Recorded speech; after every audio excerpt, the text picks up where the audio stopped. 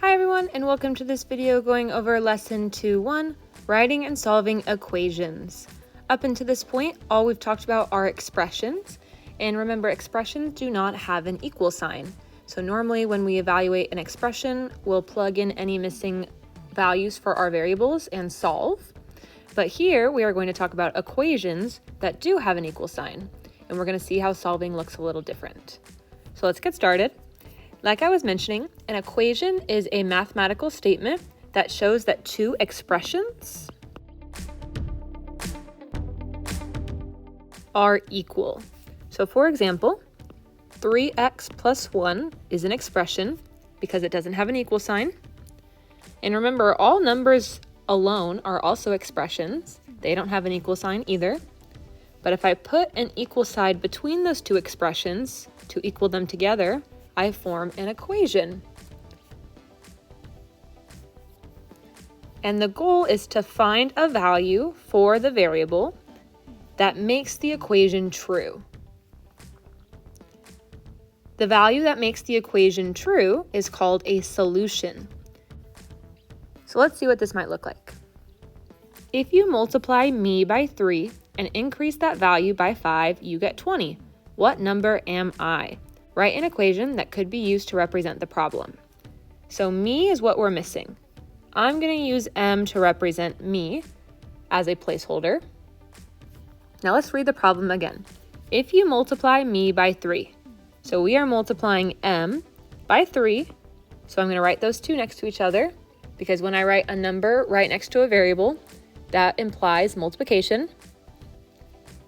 And then I'm going to increase that value by 5. When I hear the word increase, my options are add, subtract, multiply, or divide. And I believe that increase means add, so we are adding 5. And it says you get 20, which means whatever m is, this expression should equal 20 when we plug in m. And so that is an example of how we can write an equation to find a missing value. In this lesson, we are going to see how we could solve this problem so we can actually figure out what m represents. But before we do that, I want to dive deeper into the idea of finding a solution. A value of x is a solution if when we plug it in to the equation, it works. So let me give you an example. In A, I have 2 plus 4 times x minus 1 equals 22. And they want to know if 6 is a solution. So I'm going to plug 6 in for x. So I'm going to rewrite the equation, 2 plus 4 times, but instead of writing x minus 1, I'm going to write 6 minus 1. And we're going to see if that equals 22. So according to PEMDAS, I start with parentheses. So I'm going to start with 6 minus 1, which is 5. There are no exponents. And now I multiply or divide. So because 4 and 5 are right next to each other, 4 times 5 is 20. And then I add 2 plus 20 is 22. And that's what we were supposed to get. That means that 6 is a solution because when we plugged it in, both sides of the equation equal one another. We end up getting 22 equals 22. And so that's what it means for a value to be a solution. When we plug it in for the variable and both sides end up being the same, they equal each other.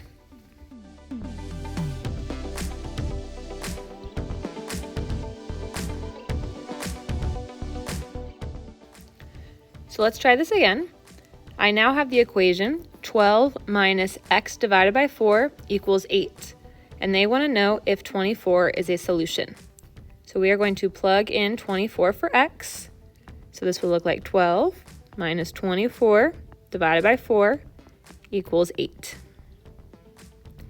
There's no parentheses, there's no exponents, there's no multiplication, but there is division. 24 divided by 4 is 6. And 12 minus 6 is 6. And my final equation reads 6 is equal to 8, which I know is not true, which means 24 is not a solution. because when I plugged it in, it did not make both sides of the equation match.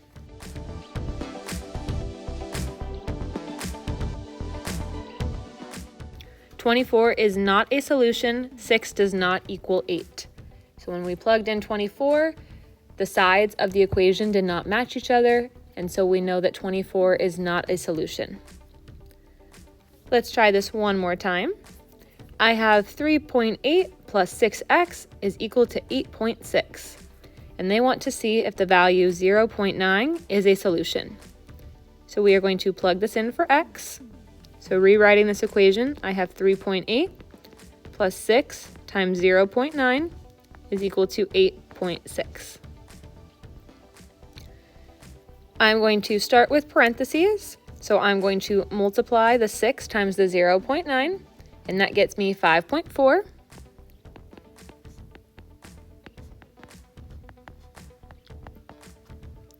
And then I add 3.8 and 5.4.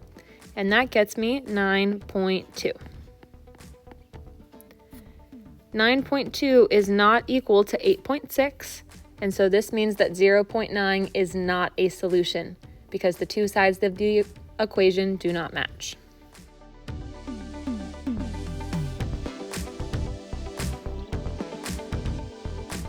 (0.9) is not a solution. 9.2 does not equal 8.6. And so hopefully you see what it means for a value to be a solution. Now what we're going to move into is how can we find the solution ourselves? Instead of just plugging in numbers and checking if it's a solution or not, we should be able to rewrite the equation or solve the equation to figure out what the missing variable is. So in order to solve equations, we have to go over our properties of equality.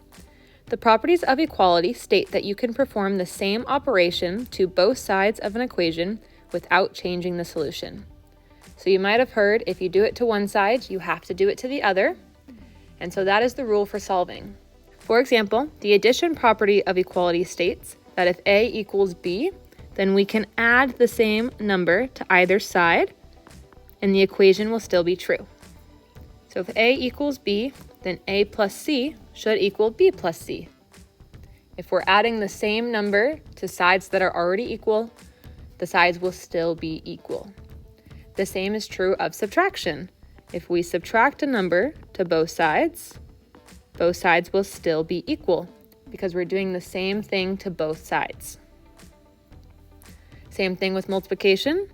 So if I multiply by C to both sides, the equation will still be true. And I can also divide by the same number on either side.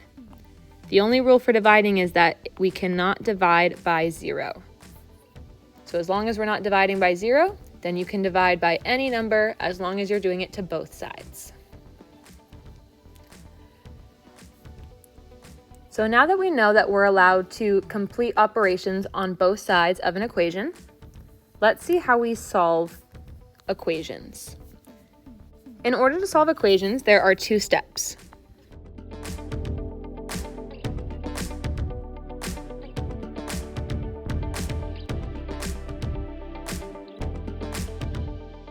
So my 2 steps are number 1, combine like terms, and number 2, do the opposite operation. Combining like terms means that if I have x plus 2x, since both of those terms have an x, I can combine them to be 3x. And I can do that with any variable, and so we'll see examples of that in a minute. Once I've combined like terms, the goal is to get x all by itself, and in order to do that, I am going to complete the opposite operation that is given to me. What I mean is the opposite of addition is subtraction, and vice versa, and the opposite of multiplication is division, and vice versa. So looking at A, I have x plus 10 equals 15.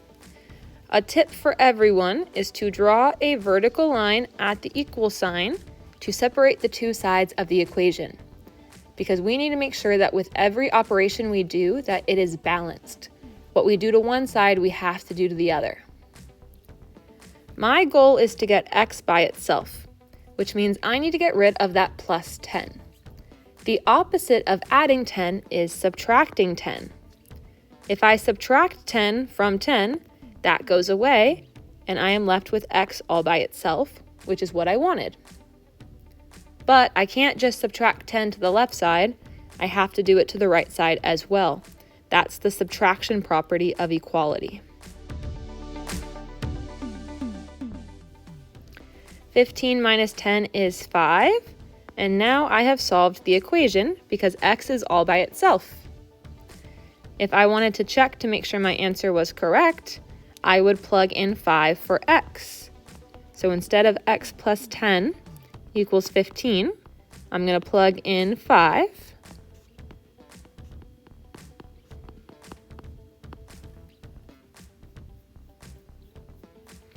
Five plus 10 is 15. And 15 equals 15. And so 5 is a solution to this equation.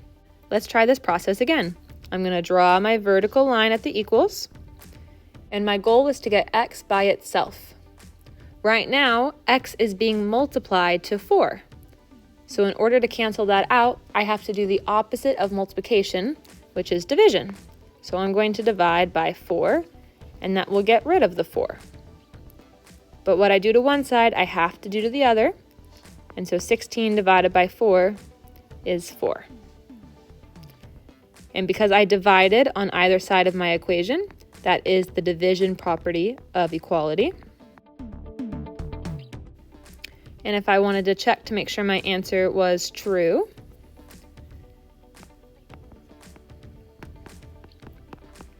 I would plug in 4 for x. So I am multiplying 4 times 4 together, which is 16. And 16 does equal 16. And so 4 is a solution to the equation. In part C, once again, I'm going to draw my vertical line at the equal sign. Now, there's a lot more going on in C than there were in A and B. So in order to get x by itself, always start with what is not attached to the x. Start with what is not attached to the x.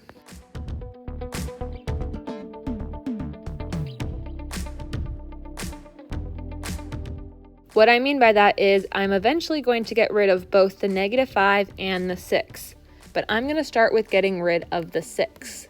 So the opposite of adding 6 is subtracting 6. So I'm going to subtract 6 to either side, which cancels out that positive 6. And because I subtracted a number to either side, that is the subtraction property of equality. 1 minus 6 is -5. And so now my equation is -5x equals -5. And I'm still trying to get x by itself, which means I need to get rid of that -5. Because that -5 is being multiplied to x, I'm going to divide by -5, which cancels out the -5. And -5 divided by -5 is a positive 1. And since I divided by -5 to either side, that was the division property of equality. And I get that my solution is 1. So when there's many values on the left, the same side as the x, start by moving the value that is not attached to x. Let's look at D. Once again, I'm going to draw my vertical line at the equals. And in D, notice how I have 3x and -8x. This is an example of combining like terms. Since both of those terms have an x, I can combine them by adding 3 and -8.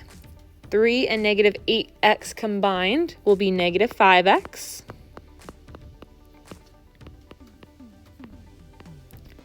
And now that I've combined those like terms, I am now ready to start getting x by itself. I start by moving the term that is not attached to x. So that would be the +5. The opposite of adding 5 is subtracting 5.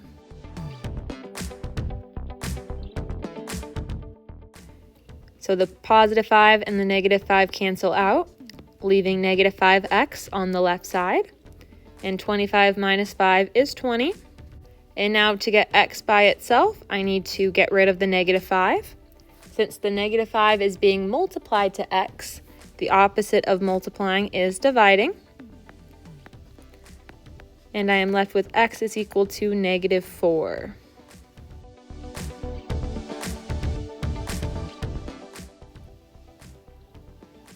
Let's try one more. So my first step is to look for any like terms. I don't see any, so I'm going to start by moving the term that is not attached to the x, and that would be the positive 7. The opposite of adding 7 is subtracting 7, which will cancel out that plus 7, leaving x divided by 4.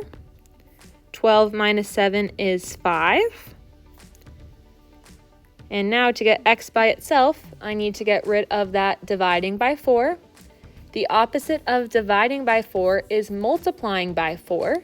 So I'm going to multiply by 4 to either side. Now here's a quick little tip that I want to bring up. Notice how the multiplication sign looks like my variable. The multiplication sign is an x, and x is a very common variable used in algebra. So I want to transition us from using the x for multiplication to using a dot. A dot is another way of showing multiplication, and so please start using that symbol instead of the x so that we don't confuse ourselves when there is an x in our equation. So back to solving. In order to get rid of the dividing by 4, I multiply by 4, which cancels that out. And 5 times 4 is 20. And 20 is my solution to this equation.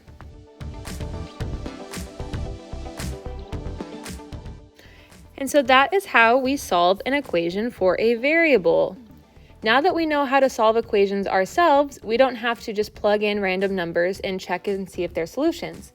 We can find the solution ourselves. And so that means that we can solve word problems just how we wrote an equation for a word problem in the beginning of this video. So let's try a word problem together. Julio has $5 more than Dan. Altogether, Julio and Dan have $19. How much money does each man have? Let D represent the amount of money in dollars that Dan has. So to write this more simple, D equals Dan's money. Use D to write an expression that represents the amount of money that Julio has. Well, I know that Dan and Julio together have $19. So I'm starting my equation by reminding myself that Dan's money plus Julio's money is going to be $19. Well, the problem said that we were going to use D to represent Dan's money. So instead of writing Dan, I'm going to use my variable D. But they did not give us a variable for Julio. So we have to figure out a way of representing Julio with the variable that they gave us. The problem did say that Julio has $5 more than Dan. 5 more to me sounds like addition, which means if I have Dan's money and I add 5 to it, that would represent how much Julio has. So instead of Julio, I'm going to write D plus 5 because Julio has Dan's money plus $5 more. And so this is my equation to solve this problem. And now I'm going to solve it. So D plus 5 equals 19. I'm going to draw a vertical line at my equals. And the first thing I'm going to do is combine like terms.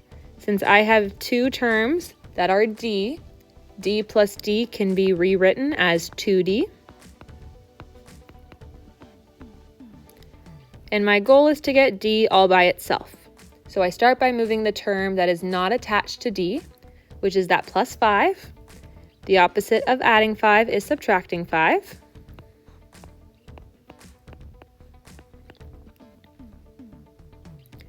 And then in order to get rid of that 2 that is attached to the D, the opposite of multiplication is division. And so I divide by 2 to either side. And D is equal to 7. Let's remind ourselves what D represents. D represents the amount of money that Dan has. So when it says interpret your solution within the context of the problem, they want to know what D represents. And so our solution means that Dan has $7.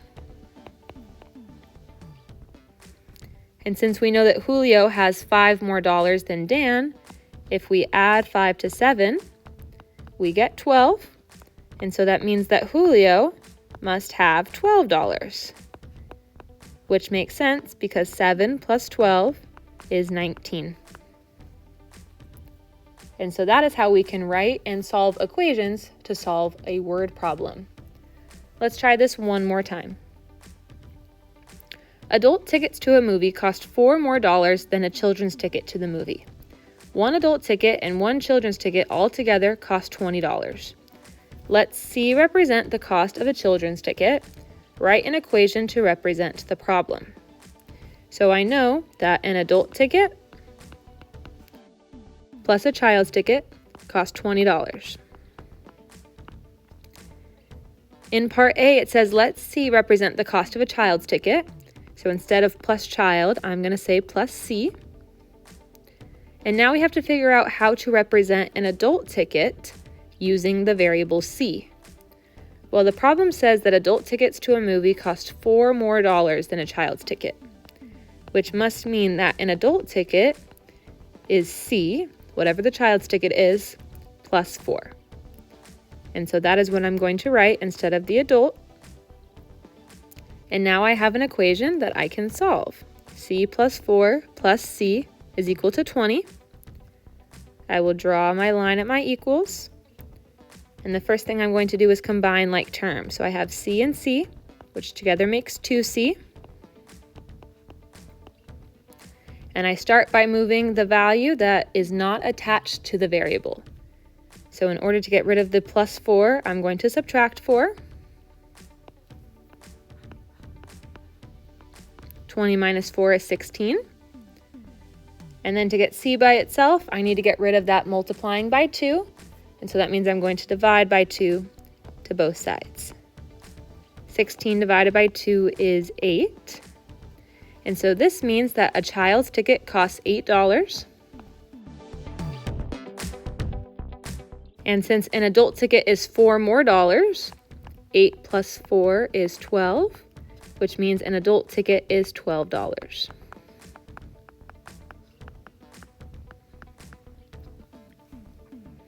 So I hope this video helped introduce how we write and solve equations. Please let me know if you have any questions, and I will see you in class.